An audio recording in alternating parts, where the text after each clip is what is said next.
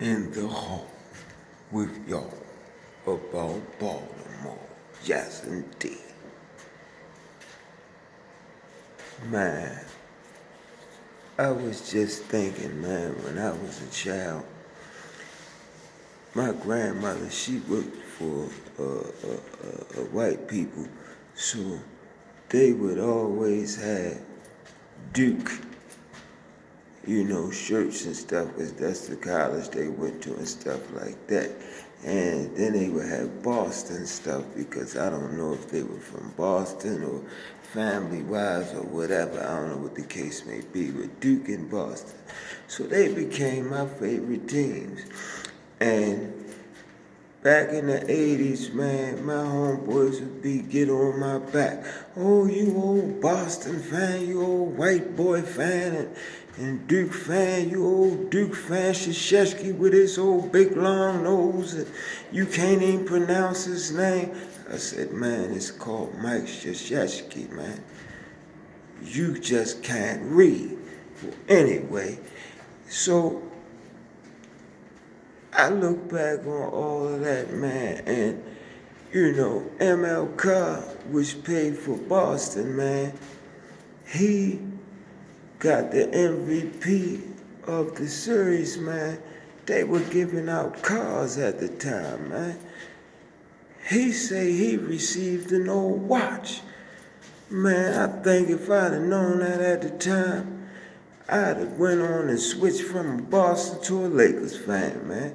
Because, see, at that time, I was young and impressionable. I did not know. I had an idea, and I heard about it, but I didn't really know what prejudice was, because we weren't around really white people. And the white people we were around, like Billy and those white people like that, man, they weren't rich white people. They were in the same predicament we were, so they got treated no different. You know what I'm saying? But, and then come to think about it, old Magic, him and Bird had that old rivalry, because I was a Bird fan. After you stay with your team for so long, you start to go with the players, and old DJ Dennis Johnson with the freckles on his face, and and old square shoulder Kevin McHale reminded me of John Turner and all that. Yeah, man, I was like, man, I was a Boston fan, man. You know what I'm saying? But people love it, the Lakers, the Showtime Lakers, they were the black team, and I was voting for the old white team. That's what they said. And the same with Duke, but Duke would always win as well. You know what I mean? And make a long story short, man, I didn't know that Magic actually got one of the Lakers coaches fired, because he said he wanted to get traded back in '83. Said he wanted to get traded. And him and old Jerry Bussey, or whoever the owner was at the time, he knew what he had. He was going out, taking Magic out, and all that old kind of stuff, And the rule was you wasn't supposed to go out with the owner of the team. That made the other teammates feel inferior, like you are better than they are, because the owner is, taking you out. So even though they wanted to say a lot of things, man, Magic got in '81, Magic got a 20 year, excuse me, y'all, 20 year, $21 million a deal back then. Oh man, and he was only like 19 or something. That was a lot of money back then, man. Lots of money, not even counting endorsements and all of that, man. So he was getting paid. But Magic produced though, man. Magic played center. and he stuck their center, and he also scored points. And another thing I didn't know is that back then, the games now that they're live and all that, the NBA has came a long way. They were pre-televised, man, which meant that they was already taped. They were delayed. They were already taped, man. And the players could go home and watch themselves play. And I'm as a child, I'm thinking this real shit. I'm thinking that they playing on TV. But that's how the NBA has grown and got established and moved up and everything like that, man. Yeah, man, but the offense that they ran, I'd rather not say his name, the coach, he didn't want to run that type of offense, and Magic wanted out of there. And man, shit. Man, they went on and switched it up. And next thing you know, Pat Riley and Boosie Bussy, Jerry Buss or West or whatever his name was. No, Jerry West, because Buss was the owner at the time. But Jerry West and that Phil Jackson, man, man, shit. Not Phil Jackson, the Lakers coach, shit, I just said his name. They went on, man, and that's when they got that old name, the prime, the Lakers that was running. Yeah, the Lakers that was running.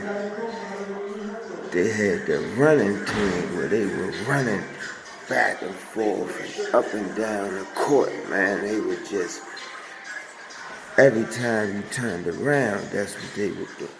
Running back and forth, back and forth, back and forth. They had one of the fastest teams in the NBA at that particular, how you doing, bro? One of the fastest teams in the NBA at that particular time was the Lakers. They called them Showtime. Yeah, and but at the same time, they could not get over the hump of beating my team, which was the Boston Celtics, man. And Larry Bird was an old bad white boy, man. He would tell you what he was going to do, and then he'd do it to you. Because them old Irish, man, in Boston and stuff, they was like them motherfuckers that sung that song. Jump, jump, and jump, and jump around. I'm the king of the crop. You're gonna eat the pig, cause the pig is a cop. Better yet, a Terminator, like Arnold Schwarzenegger. Try to play me out as if my name is Sega, but I ain't going out like no punk, bitch. They was them wild type of white motherfuckers, man. Them old Irish white motherfuckers bad. They were in Donnie Wahlberg and all. Well, anyway, I'm getting into that. But yeah, that's just a little history, man, on the Boston and the Lakers, man, with Magic and old Larry Bird. How I used to be a Duke and a Boston fan, man. I never was a Lakers, man. At one time, man, the America was split between black and white. Blacks wanted the Lakers to win it, man, and whites wanted the Boston. But see, I was around about 12, 13, young, impressionable, didn't know no better, man. I wanted the team that I knew, because my grandma worked for them white people, and them white people treated my grandma well to her death, man. They still called her Nanny and treated her with respect, man. The Broncos and a couple other families, man, the Crows and this and that, the Raider Broncos, they were at my grandmother's funeral crying and everything. She helped raise that all the way down to their grandchildren, man. Every holiday they remembered her, every birthday. all types of stuff, man. They came and dropped money and everything on my mother at the funeral to help and stuff like that. They treated her special, man. You don't get many like that.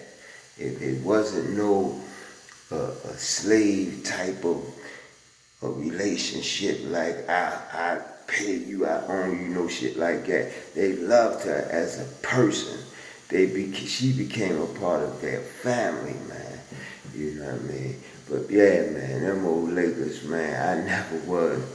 I got on my glasses and all like the Lakers, you know, and Jack Nicholls and all that. But I never was a Lakers fan, man. I always was Boston.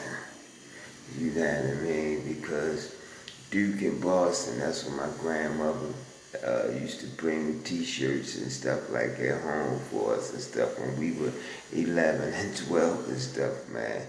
You know, so they are the teams that I rooted for, man.